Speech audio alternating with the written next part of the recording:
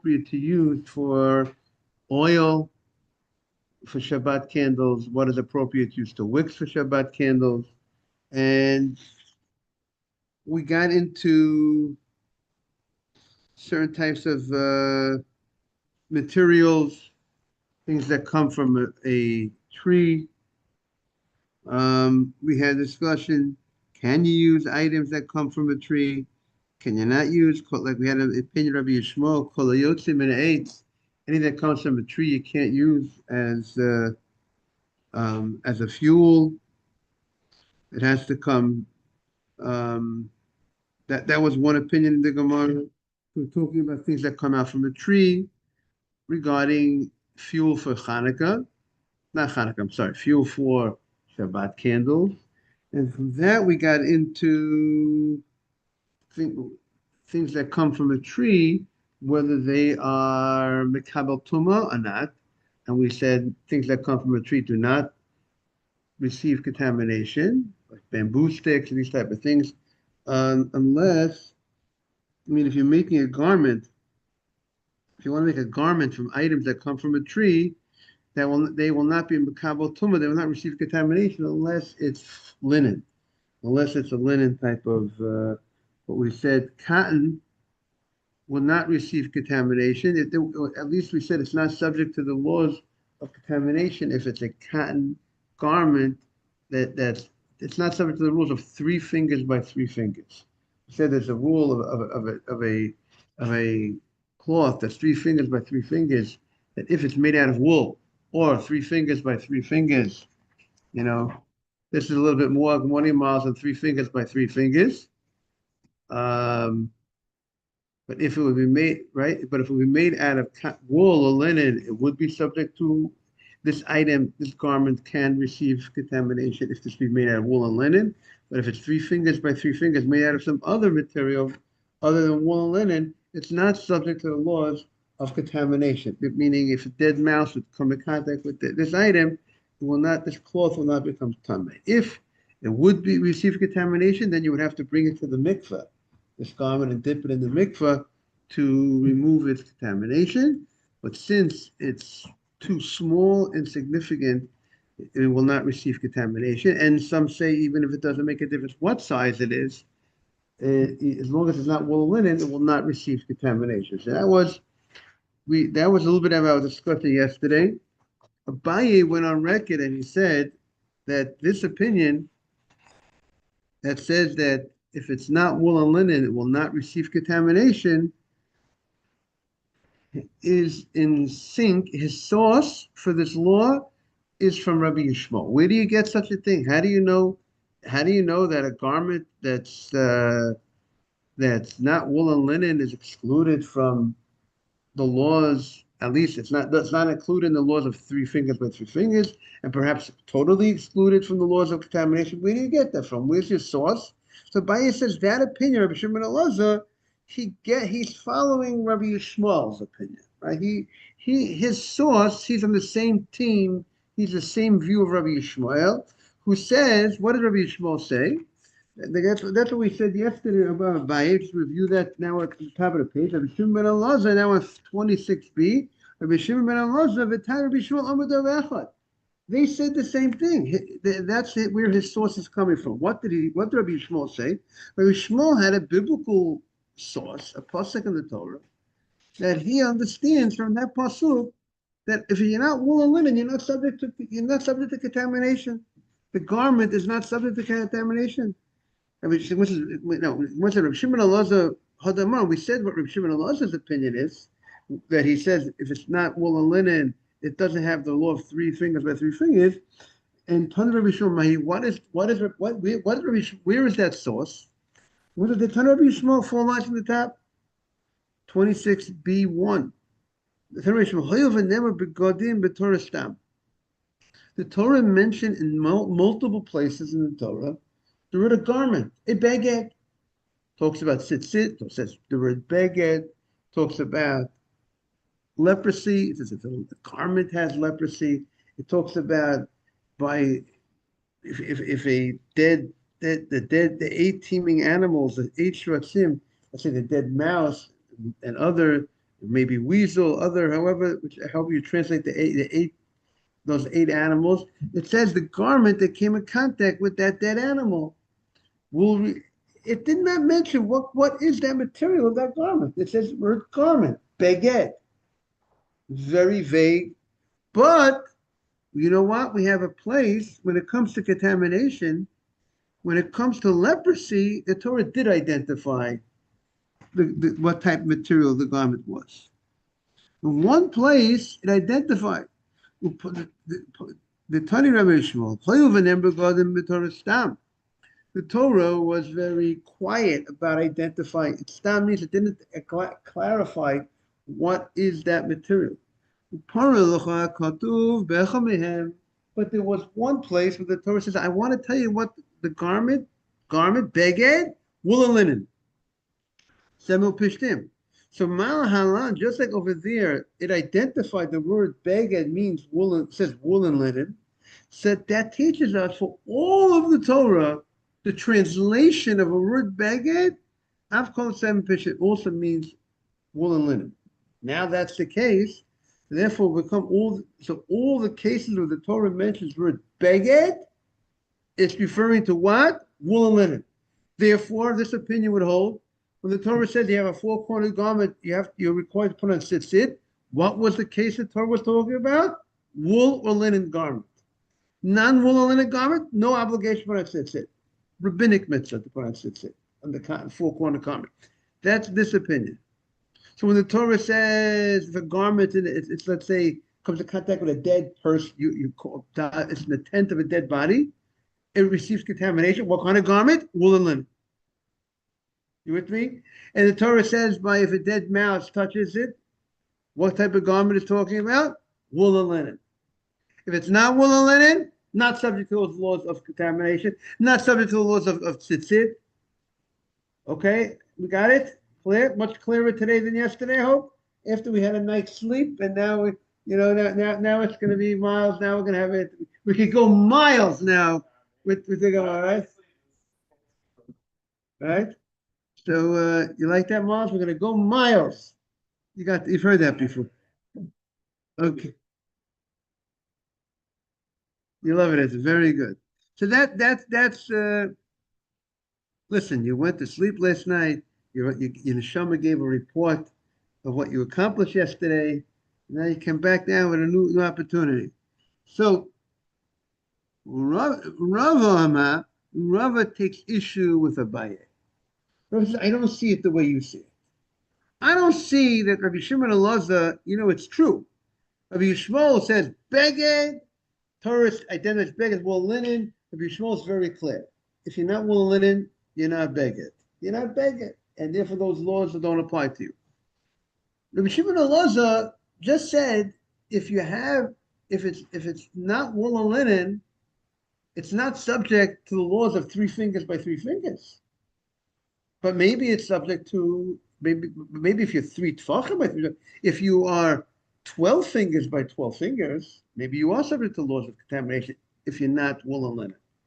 He didn't say non-wool and linen are never subject to contamination. He just says if you're not wool and linen, if you come out from a tree, and not only if you come out from a tree, anything that's not wool and linen is not subject to the laws of 3 fingers by 3 fingers.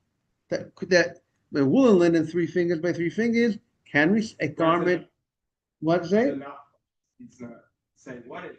He's saying what it's. Right, exactly. It's not. It's not subject at 3 fingers by 3 fingers. But maybe if you're 12 fingers by 12 fingers, we don't know. Up in the air. So that's what Rava understands, and Rava understands he's actually holding that if you're 12 fingers by 12 fingers, you would receive, which is 312 by 312, you would receive a contamination. But if he holds there's no contamination if you're not wool and linen, why say you're not subject to the 3 fingers by 3 fingers law? You should just say you're not subject to the contamination. Mr. Lawyer. I see the confusion. Right? But the language, the text. Why, if it's not contaminated at all, don't say it's not subject to 3 fingers. 3 fingers. Say if it's not wool and linen, it's not subject to contamination. Period. Why be specific? It's not something having 3 fingers by 3 fingers. Now you could make the case to say, like Miles was saying a little bit, that maybe we're just saying the other item is subject to contamination. Even 3 fingers by 3 fingers, This is not subject to that contamination, so too it's not subject to any contamination. But Rava doesn't see it that way. So Rava says there is a difference between, on other garments, there'll be a difference whether you have 12 fingers or 3 fingers. Other garments, 12 fingers would contaminate. If you have an item that's 12 fingers by 12 fingers, let's say, something like, 12 fingers, let's say 11 inches by, close, might not be 11 by 11 inches, but it's a garment that's 11 inches by 11 inches. That's a decent size. That would receive Torah contamination, right? And receive contamination. And it sounds like, and the other opinion was probably holds, it won't receive no Torah contamination, no rabbinic contamination. And the Gemara says, Rav Amar Shlosha al Shlosha, Rava says, 3, that's the bottom of 26b1, column 1. Rava says Shlosha Shlosha, with 3 tvachim by 3 tvachim, 12 fingers by 12 fingers, b'shar begodim, and other types of materials other than wool and linen. Ika beinayu, that is the distinction, the argument between Rav Shimon ben Elazar and Rabbi Yishmael. Rabbi Shimon ben Elazar, Islay, he would hold that if it's 12 fingers by 12 fingers, it would receive contamination at a Torah level. The Tana of Rabbi Yishmael, but the Tana of Rabbi Yishmael, Leslie. But the Tana of Rabbi Yishmael would hold there is no contamination. Good morning, Joseph. For the item, even if it's 12 fingers by 12 fingers, because it's not wool and linen, it's not subject to the contamination. So the Gemara says, the Kuliyama, nevertheless, we could point out what they are disagreeing about. According to Rava says that there's a disagreement between 3 fingers, if it's 12 fingers by 12 fingers and other types of materials, whether it's subject to contamination or not. The Kuliyama, everybody holds, Shalosh al Shalosh, if it's 3 fingers by 3 fingers and it's wool or linen, the gold card, right, so to speak, that's the gold, right? The Shemu Pishtim Mitame. If it's 3 fingers by 3 fingers and it's wool or linen, it would be subject to contamination, b'nigoim, by the case of nigoim, by the case of leprosy. The only question is regarding other materials. So the Gemara says, Minolan, how do we know? Where do we know that if it's wool or linen, and it's the size of, let's say, 3 fingers by 3 fingers, if you have a garment, right, that size 3 fingers by 3 fingers, right, Joseph, that it will receive contamination, right, if it's wool or linen. That's undisputable. Meaning, it says, you know what? If it's not wool or linen, it's not subject to 3 fingers by 3 fingers. What does it imply? Wool and linen is subject to 3 fingers by 3 fingers. No one's arguing about that. So the Gemara says, meaning Abaye and Rava, everybody will agree that way, both Tanaim. So the Gemara says, how do they know? What's the source for that? So the Gemara says the Tanya, meaning Abaye and Rava, none of them said, you know what? There's an argument between whether wool and linen, there's an argument between 3 fingers and 3 fingers. No argument. Everyone agrees. He gets it. What's the source? The Tanya. We learned in the Braita. Beged. It says a garment. It says a garment that has leprosy, right? It has a white spot in it, right? Or whatever the spot, whatever the color when the Torah talks about, or the color that is the color that causes leprosy on a garment, whatever that color might be, right? If we're going to take out the chumash, right?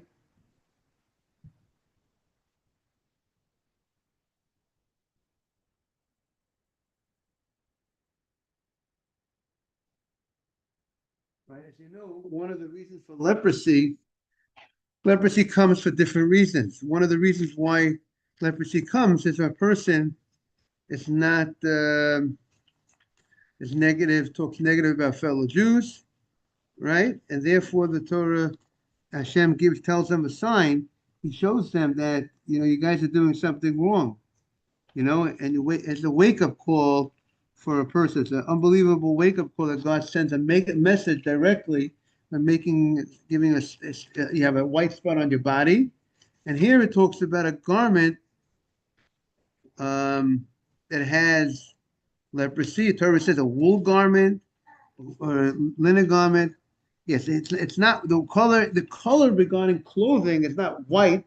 That's not the color that'll be a sign of problematic. It's like a greenish or reddish. Those are the colors that would be a problem, and that's the color, not white. When it comes to a garment on the body, it's white. Red or green is the color that would be a problem. Right. It might be as a result of Lashon Hara. Lashon Hara is the number one cause of leprosy. There are other things, arrogance or stinginess. There are multiple things that Hashem will send a person this type of problem, or afflict him with this problem of leprosy. Let's say a guy is a haughty guy. He dresses to kill, and he doesn't dress modest. So sometimes Hashem will show him by, look, I'm going to show an imperfection in your garment. I'm going to make something that you're going to be stained, because it's not the way you're not supposed to wear clothing. You're not supposed to use clothing to dress. It's even brought down when it's not modest. You have to be a little humble. You know what I mean? It's important even in one's dress. How do you like that, Adam? Right? Is that interesting? Yeah, I know the world out there doesn't understand that. They think the more loud it is, the more showy off it is, but that's not the Torah. We're into modesty. So back to our Gemara, it says in the part, beged, garment that it has leprosy, morning mar. So then it says, ainly ela beged. I only know, and if it's and that pasuk is talking about wool or linen. That's what the pasuk said by the leprosy, and it says, ainly ela beged. I would say beged, a garment. Garment means a full garment, a whole shirt, right? Garment. If I tell you a garment, what do I mean by garment? I don't mean a part of a garment, a piece of a garment, a patch of a garment that's used as a patch. A garment. You have a garment. You're wearing a garment. A garment is the general. If I say a garment that has a stain, that leprosy, means a full garment, right? That's what a garment means. How do I know sholosh al sholosh minayin? How do I know if it's 3 fingers by 3 fingers, which is not a garment, right? You don't wear, right? You don't wear, Joseph, right? You don't wear a garment that's only 3 fingers by 3 fingers, a few inches by a few inches, right? You wear a garment that's much larger, it fits you. So how do we know that that's also included in leprosy, in this law of leprosy, something which is not a full garment, just a little, a patch that you would use for a patch? How do you know it's subject to leprosy? Sholosh al sholosh minayin, Talmud loma vehabeged. The extra vav and the extra hey, it says vehabeged, and what's the end? It's beged, garment. There's no extra word, letter, no word in the Torah, no extra letter in the Torah, right, Joseph? So this vehabeged and the garment means and not only the garment that's a full garment, viha, and coming to include something else, coming to add. What is it coming to add? Something which is not a garment, but something which is a piece of material which is 3 fingers by 3 fingers. And the Gemara is going to ask, maybe it's coming to include a 12 finger by 12 finger. How do you know to jump all the way to say even a 3 finger, right? There's 3 different stages. There's something called a full garment, something called a 3 finger by 3 finger, there's something called a 12 finger by 12 finger. Right? We have different measurements, right? We have 3 tvachim by 3 tvachim, 3 fingers by 3 fingers, 12 fingers by 12 fingers, 3 fingers by 3 fingers on a full garment. So we have to see, they must have to explain where did we get this to include all the way. We're including not only a a 12 finger by 12 finger piece of material, even a 3 finger by 3 finger material.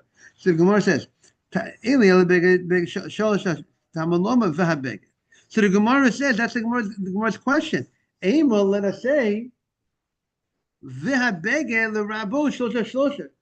Miles, maybe if I don't want you to miss this point, maybe we'll show Joseph what Joseph listening, okay? Ema v'habeged, maybe this question I just asked you, Miles. Maybe it's the Rabbo Shlosha Shlosha.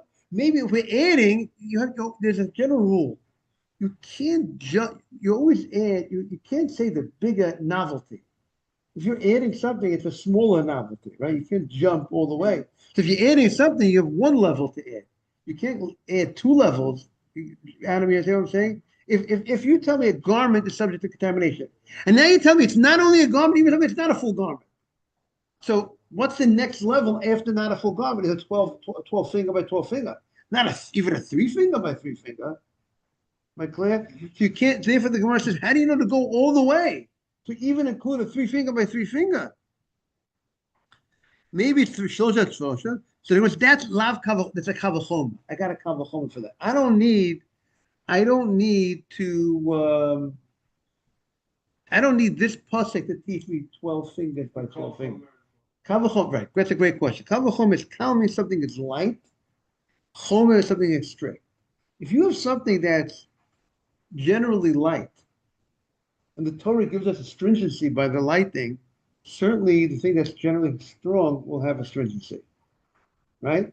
So if let's say there's a law, I can't tell a guy to do work for me on Shabbat. I can't tell a guy, regarding something that's not Shabbat. If I want to go tell a guy to do something for me that I'm not allowed to do, nothing to do with Shabbat. I'm not allowed to take seeds, mix seeds, and plant mixed seeds into the ground. Same way, I can't do that. I can't tell a guy to do that for me, right? So now, what will be a kal v'chomer? If mixed seeds, they're planting mixed seeds, that carries with it the penalty of not capital punishment for violating that prohibition. If I can't tell a guy to do it to me, certainly Shabbat, which is a much stronger sin, I definitely can't tell a guy to do for me. Let's say if that would tell a guy just to do anything, I just want to have a guy to. Yes, we have something called a Shabbos guy that's only used not on a regular basis. Something person. Someone's like sick, Yeah, right? there's certain services we allowed to use it. Like to have. There was a guy, Clarence Thomas. Remember the name Clarence Thomas? Or Powell. There's some people that were actually from the Bronx. One of them was from the Bronx, and he was a Shabbos guy. So maybe who would I say? Maybe Colin Powell. One of these big. This is going back 25 years ago. You know what I mean? Yeah. 30 years ago in the Bush. You know what I'm saying? So maybe it was Powell. They were Shabbos guys in the Bronx. You know what I mean? Sorry, a nice old Jewish neighbor. When you can find out, you could check out who it was, Adam, afterwards. If you tell me which big name in the Bush administration was a Shabbos guy, Shabbat guy. But the point is, if you can understand that something is more strict, say if something which is light, generally lighter, so to speak, and has a stringency, certainly which is stricter will have a stringency, right? Right, it doesn't have a capital punishment, so therefore something has a capital punishment, certainly will have a stringency. You see, something which is lighter, so that's called kal v'chomer. So the Gemara is going to say the same thing over here. What's the kal v'chomer? Here it is. Here's going to be an illustration of kal v'chomer. Lav kal v'chomer, isn't it a kal v'chomer? We know that 12 inches by 12 inches. Why? Hashta sheti ve'erev mitame. If you have a string, a string, when you make a garment, before you weave the garment together, right? The garment has made of threads. You make there's threads there's the threads that go lengthwise and the threads that go widthwise. One is called the warp and one is called the woof, right? Not Warner Wolf, but woof. So if you have a thread, if you have threads that you're going to weave into a garment that were not yet woven, and the threads had a stain in the thread. You see these threads, and they have this discoloring of leprosy, this greenish or reddish color that Hashem sent as a sign that something that someone has to shape up. And if the Torah says that these threads that were never woven together are subject to contamination, so certainly when you have a 12-inch by 12-inch, not 12 inch, 12 fingers by 12 fingers of a garment which was woven together, certainly is subject to contamination. If something which is much less of a garment, because it's only a thread, it's threads that are ready to be moved together, right? You're going to go ahead and weave these threads that go this way and this way together. But you didn't do that yet. You didn't weave it. Yet it's subject to what? To contamination. Even though it's smaller because it's more complete as like Right. But more understand that this being a complete being woven together is much more significant than whatever these threads are, even independent of that size of the threads. So therefore, if that's the cover, if something which is lighter, which is less of a garment, it's not even a garment, it's just threads, is subject to contamination. So certainly we will know that something which was actually woven together, 12 inch by 12 inch, certainly be subject to contamination. That's what it was. If the warp and the woof, the little threads that you will use lengthwise and widthwise, to receive contamination. So shloshah. Do I need to tell me that 3 tvachim, something was actually woven together, receives contamination? Therefore, I don't need vahabeged to tell me that. I don't need the extra vav and hey to tell me 3 tvachim by 3 tvachim. It's 12 fingers by 12 fingers. Therefore, it has to come in to tell me even the 3 fingers by 3 fingers. That if you have something that's woven together, that's 3 fingers by 3 fingers, whatever, something smaller than 11 inches by 11 inches, it's also subject to receive contamination. that's the letter. That's what we need the vav and extra letters teach us. I don't need it to teach me 12 inches, 12 fingers by 12 fingers. That I would know from a Kabbalah. Okay, we're going to continue now tomorrow. Like I said, Adam's student is going to cover. Miles is going on a trip. We're gonna miss you. We're looking for when you come back, Miles. When you're coming back? August 20-something. Okay. Okay. Ronnie, have a great day. Thank you for joining. No, Rabbi, thank you for teaching us. Wonderful. Great. Thank you Appreciate for it. being Much- here. Thank you for much, being here. Amazing. much appreciated. Thank you.